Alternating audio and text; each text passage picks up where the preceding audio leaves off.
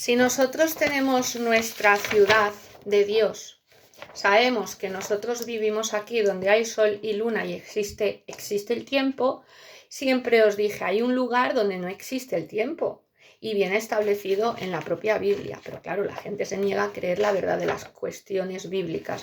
Dicen, esos son 4 locos que escribieron un libro. ¿Por qué? Porque precisamente aquellos que conocen iba a decir la inmortalidad, pero me equivocaría porque habría que hablar de la eternidad. Quien conoce la eternidad es quien conoce a Dios. De hecho, el mismo Dios nos habla de Juan y nos dice que Juan es eterno. Dice, Juan, tú estarás a mi regreso.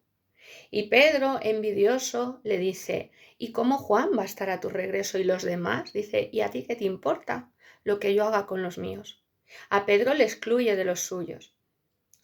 Dios le tiene que preguntar 3 veces, bueno, Dios no, Yeshua, le tiene que preguntar 3 veces a Pedro si le ama.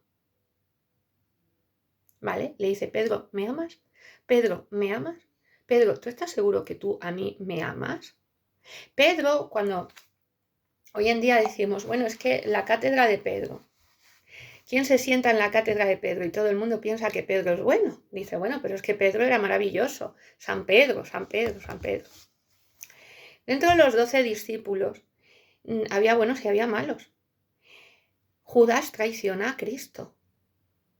Judas es un traidor a Cristo. Dicen, San Judas, San Judas. Cristo le perdonó. San Judas Tadeo, ¿no? Y Pedro traiciona a Cristo. Pedro traiciona a Cristo. Cuando alguien se sienta en la cátedra de Pedro, no quiere decir que sea algo bueno. Puede ser algo malo. La Virgen de Fátima, que ayer estuvimos hablando sobre ella, nos cuenta una serie de secretos. ¿Pero quién es Fátima? Fátima. Fa y luego Tima. ¿Se entiende? Fa viene far.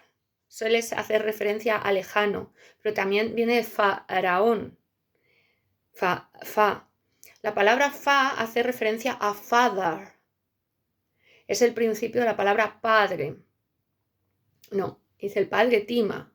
Fátima. ¿Cómo puede ser eso posible? No es que el padre time, es una manera son señales para los que vivirán en el milenio terrenal, ¿vale? Que ya estamos dentro del milenio, aunque muy poca gente lo cree.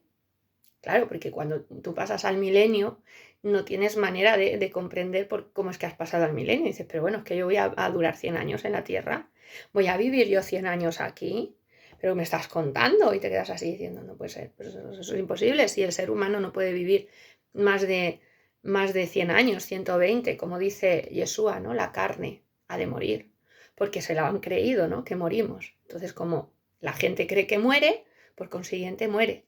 ¿Es posible vivir 1000 años en la Tierra? Por supuesto que es posible vivirlos. En el milenio. Estamos en él. Hay gente que esto no lo comprende. Dice, ¿qué milenio ni qué hostias muertas? Tú le dices a alguien, yo me he encontrado con Juan, con el discípulo de Dios. Y te miraría como si estuvieras absolutamente loca. Diría, ¿cómo? Sí, yo conocí a Juan, a su discípulo. Y te miraría diciendo, Dios, esta chica ha perdido la cabeza. Por ejemplo, ¿no? Si fuera el caso, no digo que lo sea, pero imaginaros, ¿no? Que llega alguien y dice, no, yo he hablado con Juan, Juan está vivo, no está muerto. Juan dice, no, Juan muere en la isla de Patmos y murió de viejo y no sé qué. Juan no muere, Juan no murió. Hablo del discípulo amado de Yeshua. Juan era inmortal, no. Juan es eterno.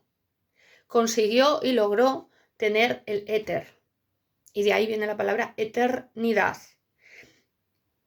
Lo que Juan hace es dar éter, porque es eterno. Se hace eterno. Y dices tú, pero Yeshua también es eterno. Sí, pero Yeshua, para llegar a la eternidad, se tuvo que resucitar a sí mismo. Una cuestión un poco compleja y complicada. Y dices, pero dentro del reloj, dentro del reloj, ¿es posible la eternidad? Aquí pasa el tiempo. La eternidad dentro del reloj no es posible mientras que no estás en el milenio terrenal. Y aún así no es eternidad, simplemente es que el hombre, la mujer va a durar más tiempo, porque el sol no le va a quemar, tiene otra genética. De hecho, los 144.000 son personas con otra genética. ¿Por qué? Porque no se han puesto la marca de la bestia. Y eso ya le hace genéticamente distinto al resto. Y tú dices, ¿perdona? Sí, porque en todo Dios nos prueba. Dios te prueba y dice, bueno, vamos a ver si tú eres digno de conocer mi nombre. A ver si eres digno de conocer. Si te has esforzado lo suficiente, te da un tiempo para que te esfuerces y para que le conozcas. Y si durante ese tiempo llegas a su mensaje, que es por su divina misericordia, entonces Dios hace que tú puedas conocer los secretos de la eternidad. ¿Se puede ser eterno? Sí. ¿Se puede ser inmortal? Sí. La inmortalidad, ¿cómo se obtiene? Desgraciadamente con el mal y a través del mal, desgraciadamente. ¿Cómo se obtiene? Eso es la inmortalidad, ojo. ¿Cómo se obtiene la eternidad? Con el bien y a través del bien. ¿Vale? Una cosa es la inmortalidad y otra cosa es la eternidad. La inmortalidad la vas a obtener con el mal, pactando con Satanás. El otro día, cuando yo estaba desayunando, había un evangélico, un pastor evangélico. Y decía el pastor evangélico, es que yo sé de gente que son eternos. Uy, perdón, decía el pastor, que digo yo, que son inmortales, vale.